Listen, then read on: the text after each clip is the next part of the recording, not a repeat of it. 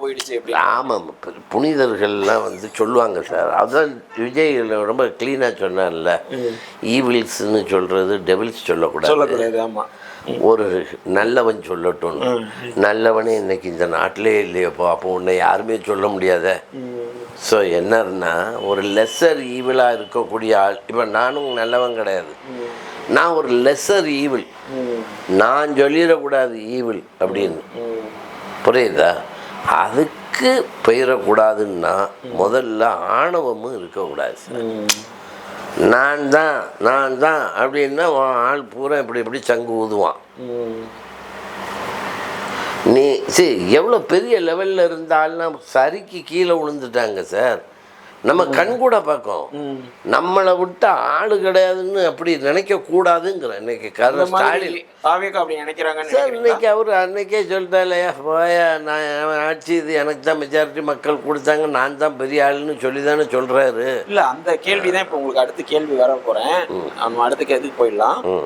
இப்போ ஆக்சுவலி பார்த்தீங்கன்னா, இப்போ சட்டமன்றத்தில் எதிர்கட்சி தலைவர் உதயநிதி இப்போ சட்டமன்றமாக இருக்கட்டும், இல்லை ஸ்டாலின் வந்து வெளியில் மன்றத்திலையும் சரி வெளியிலையும் வந்து இந்த அரசாங்கம் எங்களோட தயவால் தான் நடக்குது, எங்களால் தான் அவங்க ஆட்சியை அமைச்சிருக்காங்க அப்படின்ற ஒரு விவாத பொருளை வெளியில் அவர் வச்சிட்டு இருக்காரு. அதே கொண்டு வந்து உதயநிதி சட்டமன்றத்திலையும் வைக்கிறாரு. எங்கள் தயவுல தான் இப்போ நீங்களே ஆட்சி அமைச்சிருக்கீங்க அப்படிங்கிறத திருப்பி சொல்லும்போது தான் இது உங்கள் தயவு கிடையாது. ஏன்னா ஒவ்வொரு கூட்டணி கட்சிக்கும் ஒரு இண்டிபெண்ட் இது இருக்குது. தேர்தல் உடன்படிக்கைங்கிறது தேர்தல் முடிஞ்சோன்னு முடிஞ்சிருது. அவங்க ஒரு டெசிஷன் எடுக்கிற மேக்கிங் வந்து அவங்களுக்கு இருக்குது, அந்த ரைட்ஸ் இருக்குது. அது திமுக அவங்கள தான் எடுத்துக்கிட்டு எங்களால் தான் உங்கள் கவர்மெண்ட் நடக்குதுன்னு சொல்லும்போது தான் நீங்கள் சொன்ன அந்த பதில் அவர் சொல்கிறாரு, இது உங்களால் நடக்கல, மக்கள் தயவால் நடக்குது. நீங்கள் கொடுத்த ஆட்களுக்கு நான் மந்திரி சபையில் கொடுத்து எங்ககிட்ட சேர்ந்து இருக்கும்போது அதையும் நீங்கள் வந்து குறைச்சி மதிப்பிடுறீங்க, அந்த கட்சியே வந்து நீங்கள் ரொம்ப குறைச்சி மதிப்பிடுறீங்கிற தோணியில் அவர் சொல்லியிருக்காரு. இந்த பார்வை இல்லை, உங்களுக்கு நான் கிளியராக சொல்லிடுறேன். முதல்ல உதயநிதி வந்து திமுக இவ்வளோ தூரம் கேவலமாக கம்யூனிஸ்டுக்காரங்க தொல் திருமாவளவன் அந்த மந்திரி சபையிலே சேர்ந்துட்டார். முதல்ல சொன்ன வெளியே இருந்த ஆதரவுன்னாரு, உள்ளே போய் சேர்ந்துட்டார். என்னமோ கேட்டால் என்ன சொல்லுவாங்க தெரியுமா, உங்களுக்கு தெரியாது, அதிமுககாரன் காத்துக்கிட்டு இருக்கான், அவன் உள்ளே போயிட்டான்னா பாஜக பின்னால் கூடி வரும். இந்த பாஜக சும்மா பூச்சாட்டி காட்டிக்கிட்டே இருக்க வேண்டியது தான். இப்போ இவர் வந்து இந்த இதில்னு மட்டும் சொல்லலை சார், இவர் எத்தனையோ இதில் சொல்லிட்டார். இந்த இது காட்டினார் பார்த்தீங்களா, அதோடைய மீனிங்கே அதுதான். ஆனால் அவர் காட்டினதில் ஒரு இது அவர் செஞ்சார். நான் உண்மையிலே இன்னைக்கு வந்து விஜய் வந்து ஒரு 40 நாளில் என்ன சாதிச்சார் அப்படின்னு சொன்னால், ஒரு கொள்கை கூட்டணி நாங்கள்லாம் கொள்கை கூட்டணி, எங்களை அஸ்திக்கிட முடியாதுன்னு தொல் திருமாவளவனாக இருக்கட்டும், இதாக இருக்கட்டும். நேற்று வர அந்த முக ஸ்டாலினை நாங்கள் கம்யூனிஸ்ட்காரங்க அழகாக பேசுவோம், நாங்கள் வந்து ஒரு லார்ஜர் இன்ட்ரெஸ்டில் தான் நாங்கள் வெளியே வந்துடுவோமே தவிர நாங்கள் இன்னும் திமுகவை கை கழுவி விடலை. அவனை இன்னும் கிறுக்கன்னு சொல்லலை, அவன் கிறுக்க மாதிரி ஆக்கிட்டோம், இருந்தாலும் நாங்கள் சொல்லல. ஏயா நேற்று வர கூட்டணின்னு சொல்லி சார் ஒரு விஷயம் சொல்லுங்க சார், திமுகவால் தான் அவங்க ஜெயித்தாங்கன்னு சொல்லி உதயநிதி சொல்கிறதும் தப்பு. அது இந்த சிவி சண்முகம் சொன்ன மாதிரி தான், பாமகவால் தான் அதிமுக ஜெயிச்சது. எப்போ பாமகவால் அதிமுகவும் ஜெயிக்கும், அதிமுகவால் பாமகவும் ஜெயிச்சிருக்கும். எல்லாரும் ஒவ்வொருத்தருடைய வாக்குகள் ஒரு அளவுக்கு போய் தான் ஒவ்வொருத்தருக்கும் ஜெயிச்சிருக்கும். அதுக்காகத்தான் உங்களுக்கு 10, உனக்கு 8, உனக்கு 6 இதுதானே பிரிக்கும். எதனால்னா உன் ரேஷியோவில் என்ன இருக்குது. அப்போ நீ எடுத்த அந்த 6 என்னால் அப்படின்னு சொன்னால் நீங்கள் எல்லாம் ஒன்றும் வெளியே போயிடணும். ஏன்னா அவனால் நீயும் ஜெயிச்சிருக்க, புரியுதா? அதனால் அந்த என்னால் அப்படின்னு சொல்லி அவர் சொன்னாருங்கிறதுக்காக அது நியாயம் கிடையாது இல்லையா? இன்னைக்கு உதயநிதி சொல்லிட்டாருன்னா, நீங்கள் சொன்னீங்க ஒரு எல்கேஜி பிள்ளைய போய் நம்ம வந்து ரொம்ப எதிர்பார்க்கக்கூடாது சார் அப்படின்னீங்க. உதயநிதினா பிள்ளை என்ன, அவர் என்ன பெரிய பிஹெச்டியாக முடிச்சுட்டு வந்து உட்கார்ந்துருக்காரு. ஸோ இது போக நான் இன்னும் சொல்கிறேன், அஃப்கோர்ஸ் இன்னைக்கு சீனை மேனேஜ் பண்ணிக்கிட்டு இருக்காரு. ஆனாலும் ஒரு கருணாநிதி பேரன் சார், கருணாநிதி பேரன்னா என்ன டைனமிசத்தை காட்டணும். கிட்டத்தட்ட நீங்க பாருங்க, விஜய் படத்துக்கும் உதயநிதி படத்துக்கும் உள்ள டிஃப்ரென்ஸ் தான் அன்னைக்கு. விஜய் படம் எப்படி தூள் கிளப்பிட்டு போகுமோ அதை மாதிரி அது ஓடிச்சு. உதயநிதி படம் அவ்வளோதான் ஓடிச்சு. சீக்கிரமா வெளியும் போயிடுச்சு, தியேட்டரை விட்டு வெளியே போயிடுச்சு. எதுக்கு வாக்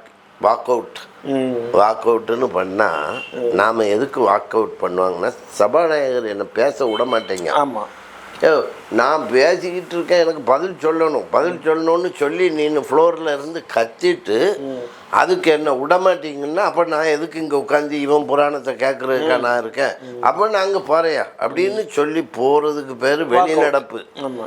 திடீர்னு சபாநாயகர் எழுந்துச்சு, என்னாச்சுன்னு அவர் தேடுறாரு. இவங்க வெளி நடப்பான். இதுக்கு பேர் இதுக்கு பேர் வெளி நடப்பு இல்லை, காஃபி பிரேக். ஆமாம், அதான் சார். சும்மா நான் 2 பேர், நீங்கள் ஒரு எல்கேஜியும் ஒரு யூகேஜியும் சண்டை போட்டுக்கிட்டு இருந்த மாதிரி அப்படிதான் இருந்தது. சின்ன பிள்ளை சண்டைலாம் போடுறதுக்காக இப்போ நம்ம வரல. கவர்னர் இதில் உண்மையிலே உதயநிதி கேட்கணும்னா என்ன கேட்கலையா, நீ ஏதோ 440 ஏதோ ஒரு 450 அறிக்கை புதுசு திட்டம்லாம் தயார் பண்ணி கவர்னர் சொன்னார், அதை பற்றி என்ன சொல்லுமோ இல்லை. எனக்கு இப்போ அதை சொல்லலைன்னா நாங்கள் போயிடுவோம். ஏதாவது ஒன்று சொல்லிட்டு தானே போகணும். மக்கள் கேளுங்க, இவங்க உட்கார்ந்து உனக்கு என்ன வந்துச்சு, பார்ட்டி அது அவன் சொன்னான்னு பார்ட்டி ஃபண்டு யாராவது வாங்கலைன்னு சொல்லி யாராவது சொல்ல முடியுமா? இன்னைக்கு இந்த இந்திய நாட்டில் பார்ட்டி ஃபண்டு வாங்காதவங்க யாராவது இருக்க முடியுமா? தாவேக்கா மட்டும் இல்லை, நியூஸ் தமிழ்நாடுக்கும் பண்டே வரலையே. உங்களுக்கு யார் காசு கொடுத்தா? நீங்களா செலவழிச்சுக்கிட்டு வேடிக்கை பண்ணிக்கிட்டு இருக்கீங்க. தாவேக்கா அண்ணாமலை எப்படி கூட வந்தவங்கள விட்டுட்டாரோ தாவேக்காவும் விட்டுச்சு. நேற்று நன்றி சொன்னாரா, எனக்கு மார்க்சிஸ்ட்காரங்க வந்து இது பண்ணணும், ஒருத்தர் மானம் இல்லாதவங்கெல்லாம் கொஞ்சம் பேர் இருப்பாங்கங்கிறதுக்காக நீங்கள் இவ்வளவு தூரத்துக்கு இக்னோர் பண்ண வேண்டிய தேவை இல்லையே. சரியாக கொஞ்சம் மானம் குறவு தான். கம்யூனிஸ்டுக்காரங்க நேற்று வரை திமுகன்னு சொல்லிட்டு தொல் திருமாவளவன் நேற்று வரை இன்னைக்கும் தொல் திருமா அப்படி பேசுனது தவறு தான், அவர்லாம் பேசுகிறாரு. சார் எல்லாரும் பேசுவீங்க சார், அந்த இடத்துல பேசணும். நீ எப்படியா பேசலாம்? நேற்று வர அவர் வந்து நல்லவர் தான், எனக்கு தெரிஞ்சு என் கூட இருந்தார். 1-2 தவறான ஸ்கீம் பண்ணியிருக்கலாம், 1-2 இதில் களவுகள் நடந்திருக்கலாம். அதெல்லாம் நீ என்கொயர் பண்ணிவிட்டு ஒழுங்கான இதை கொண்டு வந்து கொடு. அப்படி சொல்லியிருந்தால் நேற்று வர கொள்கை கூட்டணி சார். அப்போ உங்களுக்கு உள்ள ஒரே கொள்கைன்னு சொல்லிக்கிறது. நான் கொள்கைங்கிற புண்ணாக்குங்கிற கொள்கையா? என்ன கொள்கையா? பாஜக வந்துடும். பாஜக இங்கே யார் இருக்கா? ஏதோ ஒரு மாதிரி டாம் டீம்னு ஒரு சவுண்டு விட்டு இருந்தாங்க. அண்ணாமலை தான். அண்ணாமலை இருந்துக்கிட்டே இருந்திருந்தால் கூட கொஞ்சம் ஒரு சவுண்டு ஜாஸ்தி இருந்திருக்கும். பாஜக எப்போவுமே சார் உங்களுக்கு பாஜகவுடைய இது மாதிரி ப்ரொப்பகேண்டா, அப்படி ப்ரொப்பகேண்டாவில் நாங்கள் வந்து ஸ்டூடெண்ட்டாக இருந்த சமயத்தில் 83 எலெக்ஷன்னு நினைக்கேன், பெங்களூரில் ஜெயநகரில் தொகுதி எங்களுக்கு அந்த சமயத்தில் நாங்களும் ஓட்டர்ஸ் ஆகிட்டோம். ஜெயநகர் தொகுதி ஓட்டர் ஸ்டூடெண்ட் நாங்கள். அப்போ எங்களுக்கெல்லாம் என்ன, ராமகிருஷ்ண ஹெகடேன்னா எங்களுக்கெல்லாம் ரொம்ப பிடிக்கும். அவர் தான் ஜனதா அங்கே உள்ள இதுக்கு. அப்போ ராமகிருஷ்ண ஹெகடேக்கு தான் ஓட்டு போடணும்னு நினச்சிக்கிட்டு இருந்தோம். அங்கே பார்த்தா பாஜக அப்படி ஜெயிக்கிற லெவலில் வந்துருச்சு. ஒரே இது இவருக்கு தான் ஓட்டு, இவர் பாஜகன்னு தெருவா அட்வர்டைஸ்மெண்ட்டும் அதுவும் சவுண்டும் பார்த்துட்டு நம்ம வீணா இந்த. அப்போ எங்களுக்கு காங்கிரஸ் பிடிக்காது.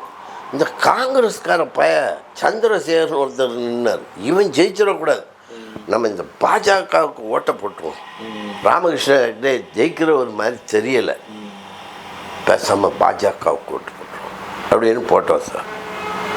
அந்த தொகுதியில் டெபாசிட்டு கிடையாது பாஜகவுக்கு. நாங்கள் அவர் ஜெயிச்சிருவார் இவர் தோத்துருவாருன்னு சொல்லி இவருக்கு ஓட்டு போட்டோம். அதை மாதிரி பாஜக அதில் 10ல் 1 பங்கு கூட இன்னும் தமிழ்நாட்டில் வரல. இல்லை. ஆமாம். இவங்க பாஜக பாசிச பாஜக மறைமுகமாக எப்படி எல்லாத்துக்கும் ஆதவ அர்ஜுனா பணம் கொடுக்காரு, லீமா ரோஸ் பணம் கொடுக்காங்க.